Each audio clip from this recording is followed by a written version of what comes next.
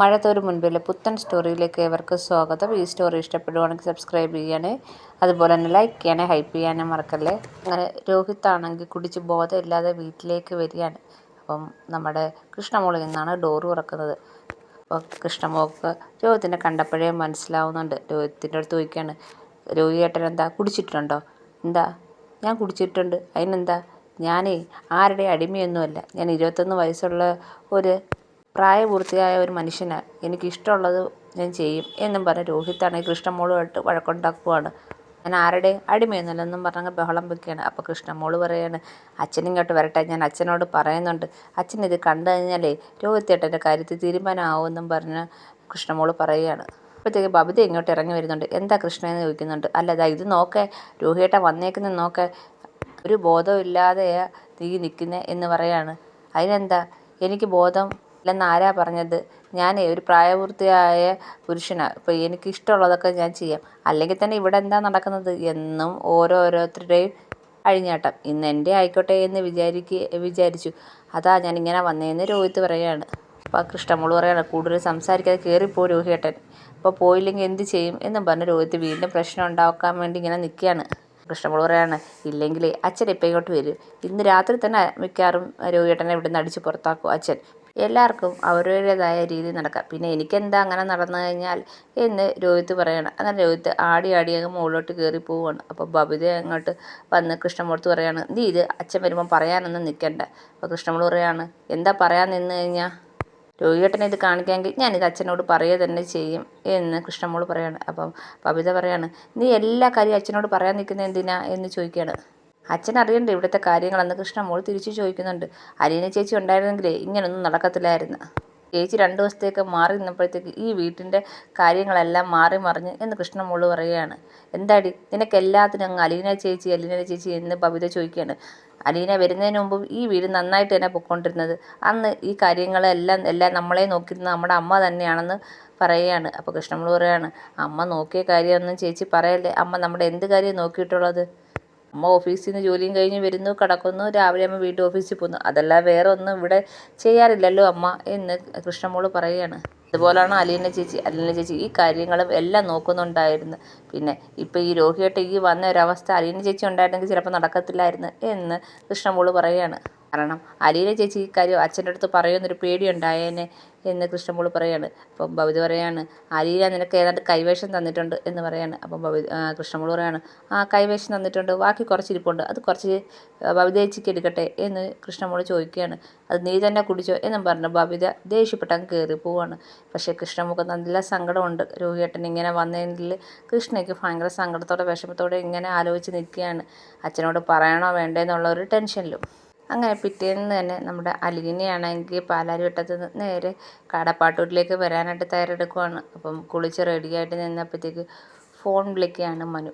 അപ്പം അലീന വിചാരിക്കണം, മനുവേട്ടനാണല്ലോ, എന്ത് പറ്റി രാവിലെ വിളിക്കുന്നത് എന്നും പറഞ്ഞ് ഫോൺ എടുക്കുകയാണ്.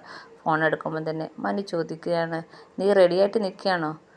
ആ, ഇന്ന് തന്നെ പോകണം മനുവേട്ട, റെഡിയാവുകയാണ്, എന്നെങ്കിൽ നമുക്ക് ഒരുമിച്ച് പോകാം, ഞാനും അങ്ങോട്ടേക്കാ എന്ന് പറയുകയാണ്. അപ്പം അലീന ചോദിക്കുകയാണ്, എന്താണ് മോൻ്റെ ഉദ്ദേശം? മനു പറയാണ്, പ്രത്യേകിച്ച് ഉദ്ദേശമൊന്നുമില്ല, ഞാൻ അങ്ങോട്ട് കൊല്ലപ്പള്ളിയിലോട്ട് പോവുകയാണ്, നിനക്ക് വേണമെങ്കിൽ വരാം, ഞാൻ നിർബന്ധിക്കുന്നൊന്നുമില്ല, നിൻ്റെ ഇഷ്ടം പോലെ എന്ന് മനു പറയാണ്. അപ്പം അലീന ചിരിക്കുന്നുണ്ട്. അതെന്താ മനുവേട്ടൻ ഇന്നങ്ങോട്ട് പോകുന്നത് എന്ന് ചോദിക്കുകയാണ്. നിനക്കെന്തായാലും നീ ഇന്ന് തിരിച്ചു പോകും കടപ്പോട്ടൂരിലേക്ക്.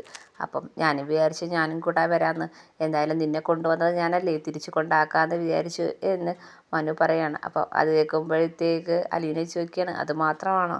പിന്നല്ലാതെ, അപ്പം ഇവിടുന്ന് അവിടം വരെ നമുക്ക് ഒരുമിച്ച് യാത്ര ചെയ്യാമല്ലോ എന്ന് മനു പറയാണ്. ആ, ഞാൻ ഒരുങ്ങാം മനുവേട്ടാ, നമുക്ക് ഉടനെ ഇറങ്ങാം എന്ന് അലീന പറയുകയാണ്. ഈ സമയത്താണെങ്കിൽ കടപ്പാട്ടൂരാണെങ്കിൽ ബാലേന്ദ്രൻ നിന്ന് കാപ്പിയൊക്കെ കുടിച്ചുകൊണ്ടിരിക്കുമ്പോഴത്തേക്ക് ബബിതയും വരുന്നുണ്ട്. ബബിത പറയുന്നുണ്ട്, എനിക്ക് അച്ഛനോടൊരു കാര്യം പറയാനുണ്ട് എന്ന്. അപ്പം ബാലേന്ദ്രൻ പറയണം, നീ ഇരിക്കുക, സംസാരിക്കാം എന്നും പറഞ്ഞ് അവരവിടെ ഇരിക്കുകയാണ്. അപ്പം ബബിതയെടുത്ത് ബാലേന്ദ്രൻ ചോദിക്കണം, എന്താ കാര്യം? ഇവിടെ അമ്മയും അച്ഛനും തമ്മിൽ പ്രശ്നമാണ്, അതിൻ്റെ കൂടെ ആ അലീന എന്ന് പറയുന്നവൾ തലയിൽ വട്ടമിട്ട് കറങ്ങുകയാണ്, ആകെപ്പാടൊരു സമാധാനമില്ല, അവൾ തിരിച്ച് വരാതിരുന്നു കഴിഞ്ഞാൽ ഈ വീട്ടിലെ പകുതി പ്രശ്നം തീരും, അമ്മ തിരിച്ച് ഇങ്ങോട്ട് തന്നെ വരും, പഴയതുപോലെ എല്ലാം സാധാരണ നിലയിലാവും, അവൾ ഇങ്ങോട്ട് വരണ്ടാന്ന് അച്ഛനൊന്ന് വിളിച്ച് പറഞ്ഞുകൂടായോ എന്ന് ചോദിക്കുകയാണ്. അപ്പം ബാലേന്ദ്രൻ ചോദിക്കുകയാണ്, നീ എന്താ ഉദ്ദേശിക്കുന്നത്? അല്ല, അവൾ ഇനി ഇങ്ങോട്ട് വരണ്ട, അന്നെ അവൾ അവിടെങ്ങാനും നിന്നോളാൻ അച്ഛനൊന്ന് പറ എന്ന് ബബിത പറയുകയാണ്. അത് നടക്കത്തില്ലല്ലോ മോളെ, അലീന എൻ്റെ മോളാണെങ്കിൽ ഈ വീട്ടിൽ തന്നെ താമസിക്കും. അപ്പോൾ ബബിത പറയാണ്, അച്ഛൻ വെറുതെ പറയുകയാണെന്ന് ഞങ്ങൾക്ക് നന്നായിട്ട് അറിയാം. അവൾ അച്ഛൻ്റെ മോളൊന്നുമല്ല. അമ്മയെ തോൽപ്പിക്കാൻ വേണ്ടി അച്ഛൻ വെറുതെ പറയുകയാണെന്ന് ഞങ്ങൾക്ക് നന്നായിട്ട് അറിയാം. അവളല്ലേ അച്ഛാ ഈ വീട്ടിലെ ഇപ്പോഴത്തെ പ്രശ്നം. അവളെ ഈ വീട്ടിൽ നിന്ന് ഒഴിവാക്കി കഴിഞ്ഞാൽ ബാക്കി പ്രശ്നങ്ങളെല്ലാം താനേ മാറത്തില്ലേ അച്ഛാ എന്ന് പറയുകയാണ് ബബിത. ബാലേന്ദ്രൻ ചോദിക്കാണ്, 2 ദിവസം കൊണ്ട് അലീന ഈ വീട്ടിലില്ല. നീയൊക്കെ എന്തെങ്കിലും ആഹാരം വെച്ച് കഴിക്കുകയോ എന്തെങ്കിലും ചെയ്തിട്ടുണ്ടോ? ഈ വീട് പഴയ പോലെ ഓടിപ്പോവുകയാണോ? ഓരോ ഫുഡ് ഓർഡർ ചെയ്യുന്നു, അവർ ഫുഡ് കൊണ്ടുവരുന്നു, കഴിക്കുന്നു. അല്ലാതെ ഈ വീട്ടിൽ എന്തെങ്കിലും ഉണ്ടാക്കി കഴിക്കുന്നുണ്ടോ? ഈ വീട് സാധാരണ നിലയിലാണോ പോകുന്നത് എന്ന് ബാലേന്ദ്രൻ ചോദിക്കുന്നു. അപ്പോൾ ബബിത ഒന്നും മിണ്ടാതെ കുനിഞ്ഞിരിക്കുകയാണ്. ഇല്ല, അലീന ഇല്ലാത്തതുകൊണ്ട് ഈ വീട്ടിലെ താളം തന്നെ തെറ്റിയിരിക്കുകയാണ്. ഇതൊക്കെ നീ ചെയ്യുമോ? ഇവിടുത്തെ തൂപ്പും തുടപ്പും അതേപോലെ ഈ വീട്ടിലെ ജോലിയെല്ലാം നീ ചെയ്യുമോ? ഈ വീട്ടിലെ കാര്യങ്ങളെല്ലാം നന്നായിട്ടാണ് ആ കൊച്ചു കൊണ്ടുവന്നത്. അതിൽ എന്തെങ്കിലും കുറ്റം പറയാൻ നിനക്കൊക്കെ ഉണ്ടോ? നീയൊക്കെ വന്ന് കൈ കഴുകുന്ന ആഹാരത്തിൻ്റെ മുന്നിൽ വന്ന് നിൽക്കുമ്പോൾ കഴിക്കുകയല്ലാതെ അതിൻ്റെ കഷ്ടപ്പാടോ അത് ചെയ്യുന്ന ജോലി എന്തുവാണെന്ന് പോലും അന്വേഷിക്കാറില്ല. പക്ഷേ അതിനെ കുറ്റം പറയാൻ മാത്രം എല്ലാവരും ഒരുമിച്ച് വന്ന് നിൽക്കുന്നുണ്ട്.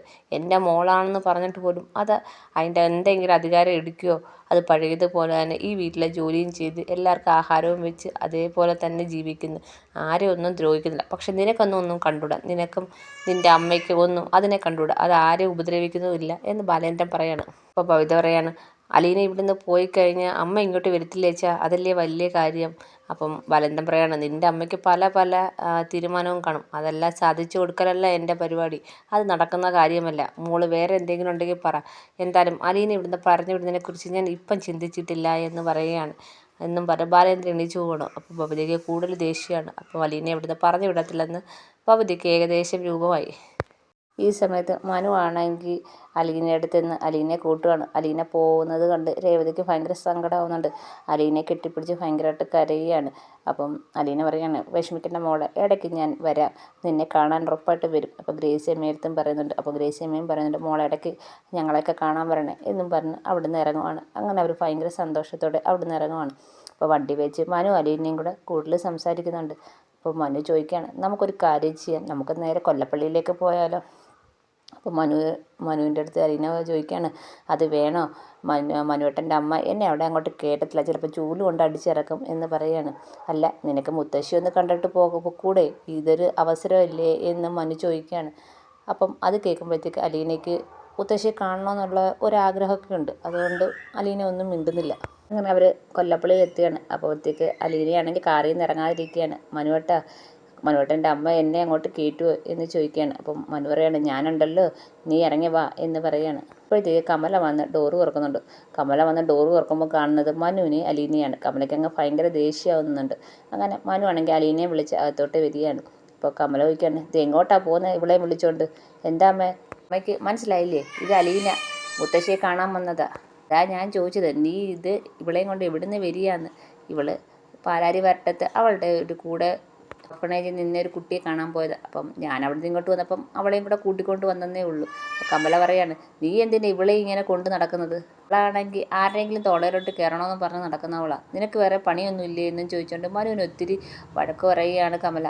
അമ്മയൊന്നും മിണ്ടായിരി, മലീന ഇപ്പം വന്നേക്കുന്നത് മുത്തശ്ശി കാണാനാ. മുത്തശ്ശിയെ കണ്ടിട്ട് അവളങ്ങ് പൊക്കോളും. അതെ, ഇവിടെ കയറി താമസിക്കാനോ അല്ലെങ്കിൽ ഇവിടുന്ന് എന്തെങ്കിലും പിടിച്ചെടുത്തോണ്ട് പോകാനൊന്നും അല്ല എന്ന് മനു പറയുകയാണ്.